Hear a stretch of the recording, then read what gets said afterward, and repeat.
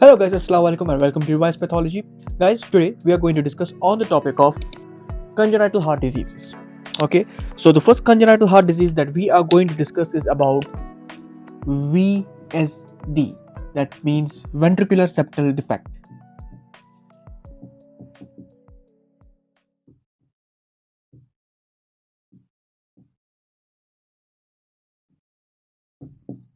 Okay, but before we go to any of the congenital heart diseases, that is ASD, VSD, or whether it is cyanotic or it is acyanotic, what type of shunt it is right to left shunt or left to right shunt, what are all those about? But before we go and dig down deep, let us just have a review over the anatomy of the heart, along with the anatomy of the heart, and that is how does the blood supply occur and through which arteries, through the right atrium, the four chambers. Just a small review over it. So guys, let's get on.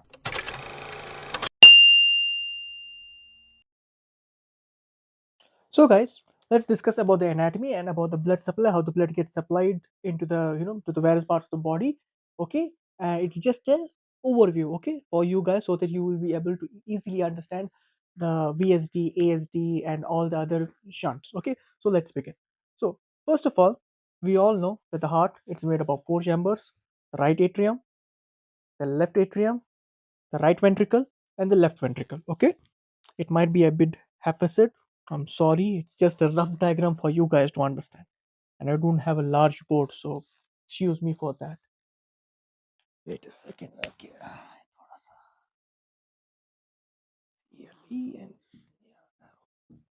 So, what is this? There are four chambers, that is right atrium, right ventricle, and left ventricle. Fine. So, what happens in the process of the blood supply, or how now it's coming? We are coming to that thing. Okay. So, what happens and how the blood gets supplied to all the part of the body? How does the oxygenated and the deoxygenated blood gets in? Okay, fine. Let's see. First of all, the deoxygenated blood is being collected.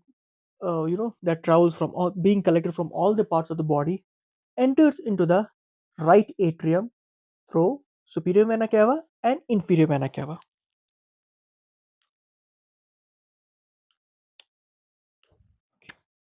I'm using this blue marker that means deoxygenated blood. Fine.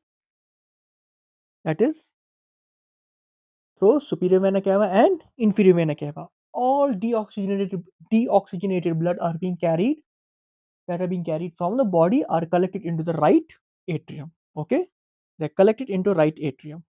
I will highlight right atrium with green marker. Fine. Shit. So okay, now from here, from the right atrium, what happens? The blood it enters into the right ventricle. Okay, it enters into the right ventricle. And how will it enter through the through what it will enter into the right ventricle? It will go through the tricuspid valve. Okay, it will go through the tricuspid valve.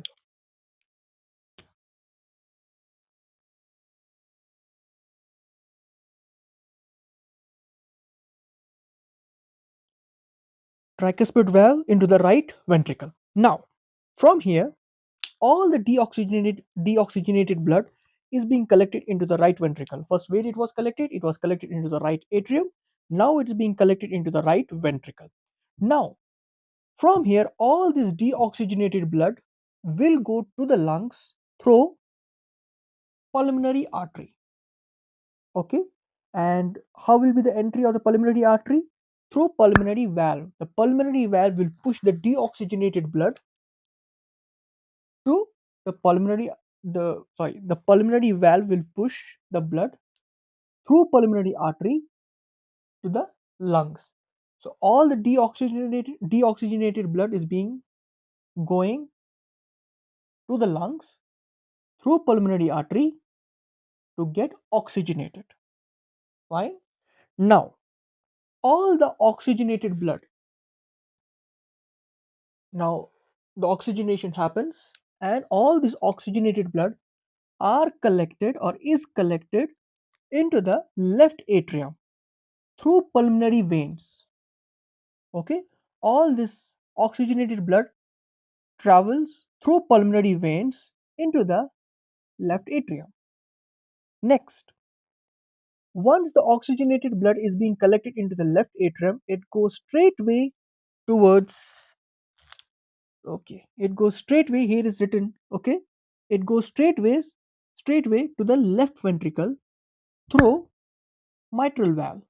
The opening between the left atrium and the left ventricle is the mitral valve. I'm highlighting it with blue, no, with red, no, with blue, with blue, okay. Oh, yes, with blue, through mitral valve. So all this oxygenated blood is being collected into the left ventricle, and once this oxygenated blood is being collected into the left ventricle, it goes through the ascending aorta to the arch of aorta, and then to the different branches of aorta, and then to the descending aorta through aortic valves.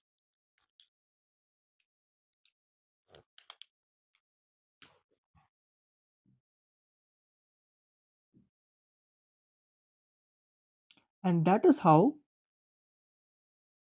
the blood is being supplied to all the parts of our body.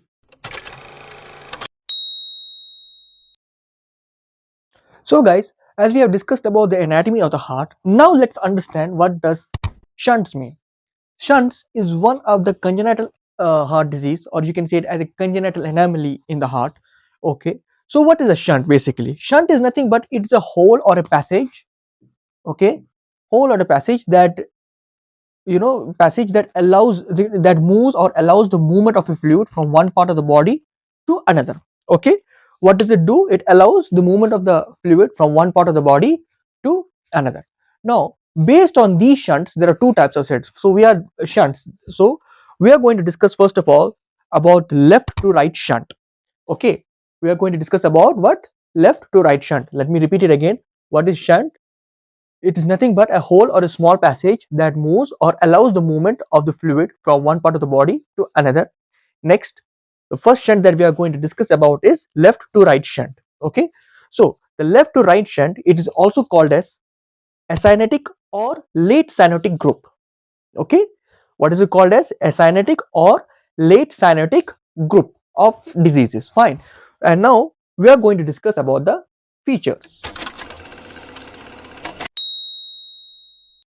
So guys, we have been discussing about left to right shunt, which is the first anomaly or the first shunt that we are discussing. And so well, I said it before, it's also called as acyanotic or the cyanotic group of diseases.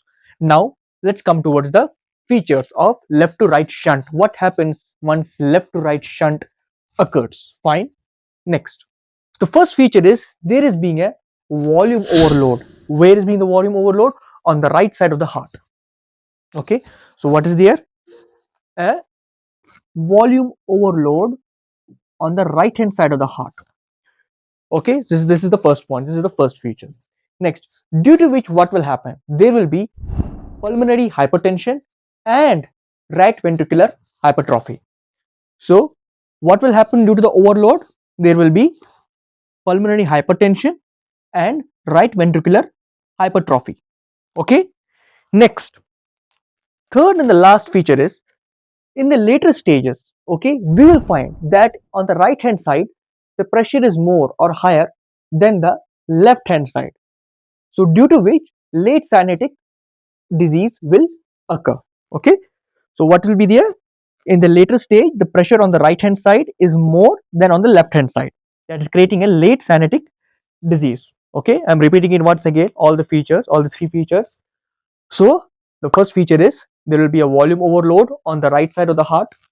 Number two, due to which pulmonary hypertension and right ventricular hypertrophy will be created. Next, that will lead, in the later stage, it will lead to right hand side. Yes, the pressure will be more on the right hand side than the left hand side, that is creating a late cyanotic heart disease.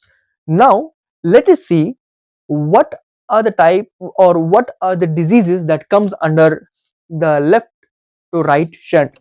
And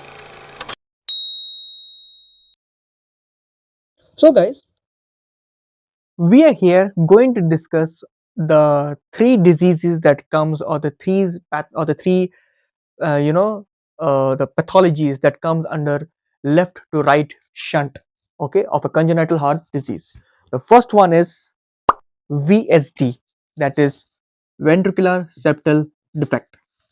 Okay, what is the first one? VSD, that's ventricular septal defect. The second one is ASD, that is atrial septal defect. The second one is ASD, short form, and the full form is atrial septal defect. Fine. Last is PDA, short form is PDA, and the full form is patent ductus arteriosus. Okay, so let me repeat it again. All the three diseases, only three diseases lies in this category, in the left to right shunt category. What are those? Ventricular septal defect, that is VSD, atrial septal defect, that is ASD, and patent ductus arteriosus, that is PDA. Now let's discuss today only one shunt, that is VSD. Okay, let's carry on. Left to right shunt, or of the congenital heart disease with left to right shunt, is ventricular septal defect. So let's see what is ventricular septal defect. We will see its types and we will see its morphological features.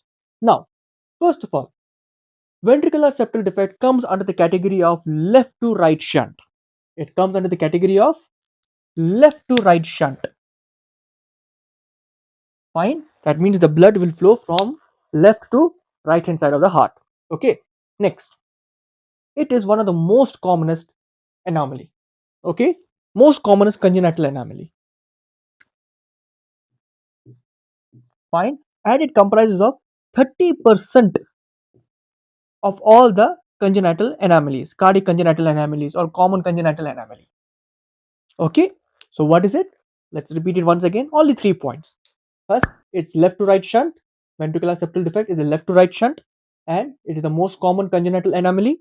Next, it comprises of 30% of all the congenital anomalies. Okay, of the cardiac cases. Okay, now let's go to the types.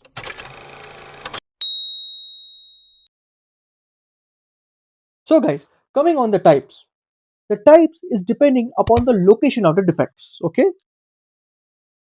it is depending upon the location of defects. So, according to the location of the defect, the first one is membranous septum. Oh, sorry. Membranous septum is number one.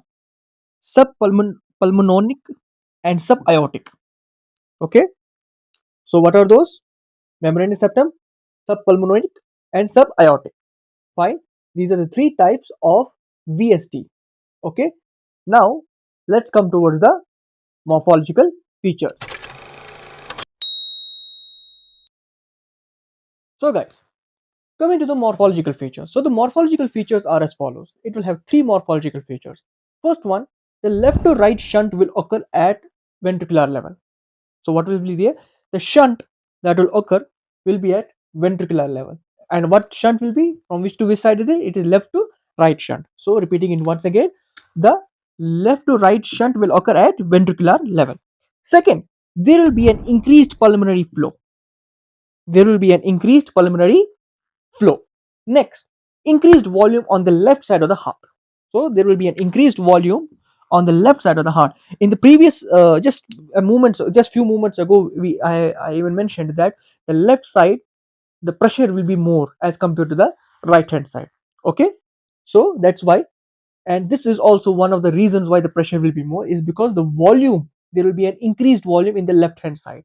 Okay, now let us see the effects of all these morphological features. What will be the effects of on the heart? One. So, guys, coming to the effects of the ventricular septal defect. Okay, let's see what will be the effects of ventricular septal defects. Okay, so first of all, there will be volume hypertrophy of right ventricle. That means the volume of the right ventricle will increase. Okay, so let's remember it like this. There will be, first of all, volume hypertrophy of right ventricle. That means the volume, this, the capacity of the right ventricle will increase. Fine. So at the same time, how will a volume, how will the volume hypertrophy will occur, or the volume of the right ventricle will occur? It will only occur once endocardial hypertrophy will occur. That means the mass, the right ventricle side will get bigger in size. So what will happen at the same time? Endocardial hypertrophy of right ventricle will also occur. So once, let's remember it. You see, it's all interlinked with each other. Okay. See, once the volume will increase, definitely the size will also increase. The capacity will increase, the size will also increase. Okay, now we have seen the size of the right ventricle has increased, the volume of the right ventricle has also increased, that is volume hypertrophy of right ventricle and endocardial hypertrophy of right ventricle. Fine. Now let us see what will be there and what sort of hemodynamic changes will take place. So let's see. There will be an enlargement and hemodynamic changes in tricuspid valves, pulmonary valves, aortic valves, and mitral valves. So all the valves are being involved. In short, okay. So what will be there? Enlargement and hemodynamic changes in tricuspid, pulmonary, aortic, and mitral valves. Okay. So what will be there? There will be an enlargement and hemodynamic change in tricuspid, pulmonary, aortic, and mitral. Okay. All will increase. Definitely, the volume will increase, the size will also increase. Once the size will increase, the hemodynamic changes will also increase. Okay, and along with that, the tricuspid and all the other valves will get enlarged. Okay, it's a common sense thing. Once everything is getting enlarged, these things will also get enlarged. Okay, now what will happen to the pressure? The pressure will also increase. That means there will be a pressure hypertrophy of right atrium. In the right atrium, there will be a pressure change, it will increase.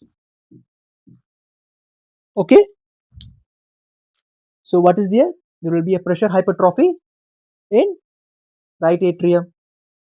Okay, because left to right side, from the left side to right side, the blood is coming. Fine.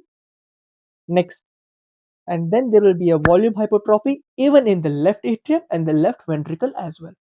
We have read it in the beginning. There will be a slight increase in the pressure. So once there will be a slight increase in the pressure in the left side of the heart, definitely volume hypertrophy will also occur in the left atrium and the left ventricle. Repeating it again, the volume hypertrophy of left atrium and left ventricle will increase. Now, how to remember it? It is simple.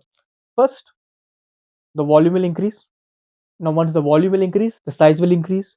The size will increase, then there will be hemodynamic increase. The hemodynamic changes will occur. That is, changes will occur, and every valve will get enlarged.